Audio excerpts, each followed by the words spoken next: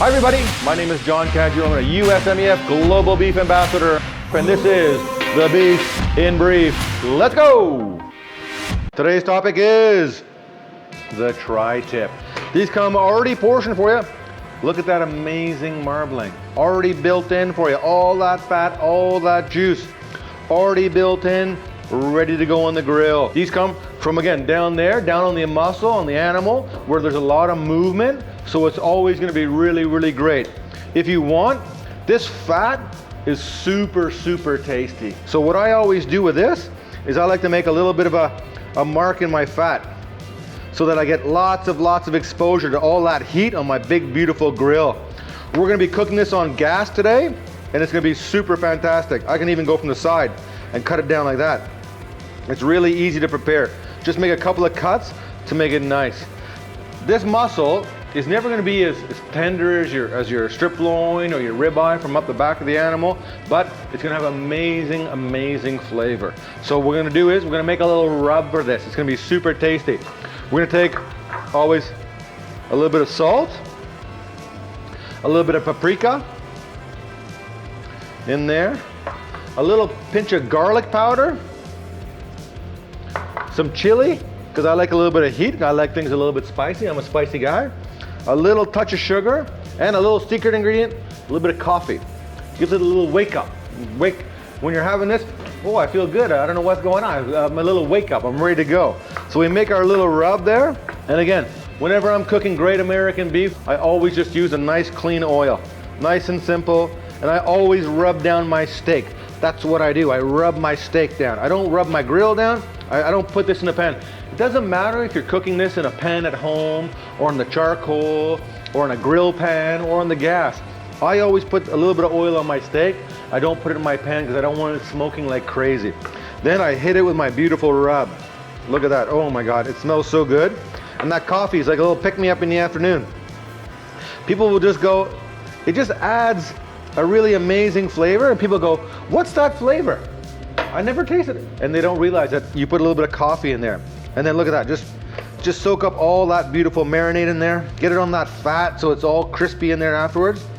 And then, I don't know if you know this, but in South America they use a different muscle called the picanha. It's different, it's on the back side of the animal, but it's actually more expensive in South America than the beef tenderloin.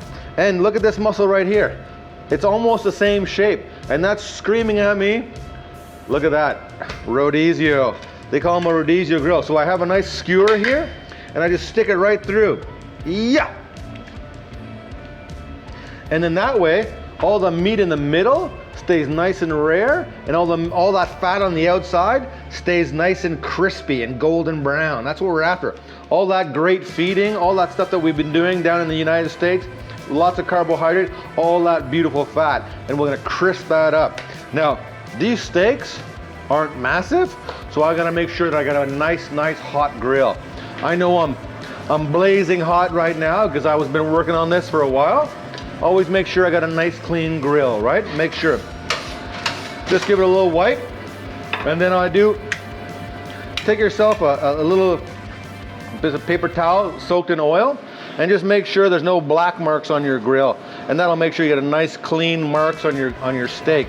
You're not gonna add extra other flavors off of it. And then what we're gonna do is we're actually gonna start this on the fat. So we're gonna stick it like that. Boom! Look at that, just like that. This one here, we're gonna throw it on like that. Boom! Let her go, and we get that flavor. Now, because these steaks are a little bit smaller, we can use, they're a bit thick, but they're not really thick enough to use a probe. But you can try it if you want. You got these great probes everywhere now. They're available wherever you want to go. And then we also use another technique. We use the finger technique. I think there's one where you touch your ear and touch your nose, but I can't remember it because I'm a simple guy. So all we do is we take our hand, we open it up, and we feel that. And we look, that's a rare piece of meat. And then we touch our first finger and we have medium rare. And then we go to the middle finger, medium. Then the last finger, almost last finger, medium well. And then our pinky, well done. And that tightens the meat. So when you see in restaurants, when they're touching that meat like that, they're not doing anything crazy. All they're doing is trying to feel the meat. Look at all that beautiful color we're getting off of that. And then our our little sort of our rodizio, our half a picanha, we're gonna do that. If we have an old can sitting around, it's a good little trick.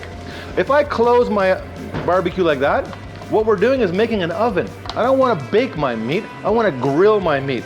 So if I just take my old can here and I put it down, right down the side there, it just leaves a little bit of air inside, and that way I don't get a baking effect, I get a roasting effect, and that's what I want. I want high heat and lots of grill, lots of flavor.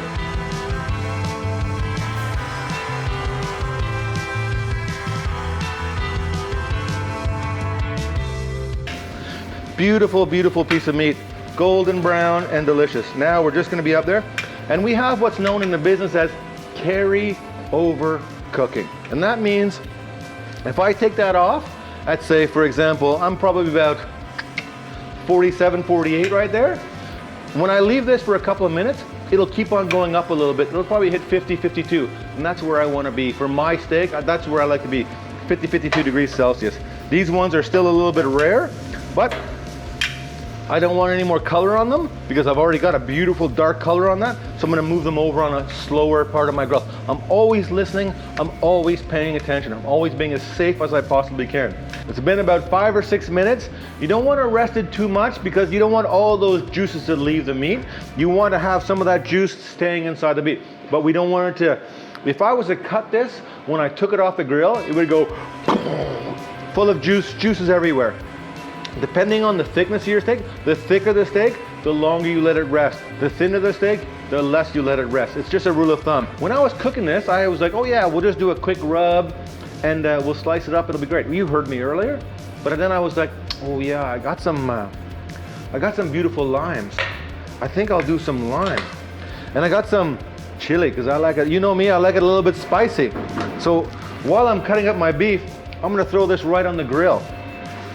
Get a little flavor on my lime, and then like I always say, there's my Brazilian style tri-tip, totally different than anyone else is doing around here. And again, a little bit of richness, butter. Now, remember where butter comes from, right? It's like a match made in heaven. Little bit of butter, little bit of beef. That's what we like. I'm the beef boss. I can do whatever I want. I'm the boss of this beef, and I'm gonna do it. We got some beautiful grilled tomatoes, super fresh. We got a couple of nice mushrooms. We got some shimiji mushrooms tossed in all that beautiful juice down there. And then some gorgeous green onions. Look at that. The colors, you know, we always eat with our eyes. Always, always, always flavor first, but we also eat with our eyes. So we make sure that our food looks good and tastes good. That's what's important, looking good. We finish it, a little bit of fresh salt. And I don't put pepper on at the beginning, but I put pepper on at the end. Because if you put pepper on before you grill, what happens is you're gonna burn that pepper and it's gonna get bitter on your tongue, and that's not nice. We don't wanna do that to our friends and family. Oh, I can hear the grill talking to me.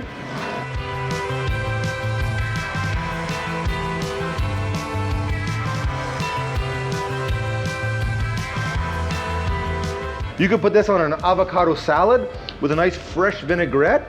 That'll be the best salad you ever had in your life. On a nice bed of arugula. There's just so many things you can do with this. And look at that. I'm gonna put a little chili right there. One of these chilies, we're gonna slice this up. I don't wanna make it too hot for everybody around me, but you know me, I like it a little bit spicy because I'm a little bit spicy. And I'm gonna just slice that up. I used to live in Bangkok, Thailand for a couple of years. Amazing city, amazing flavors. Fresh, beautiful, bright. You know, really, really amazing. Some chili, some beautiful lime juice. Oh my God, it looks so good.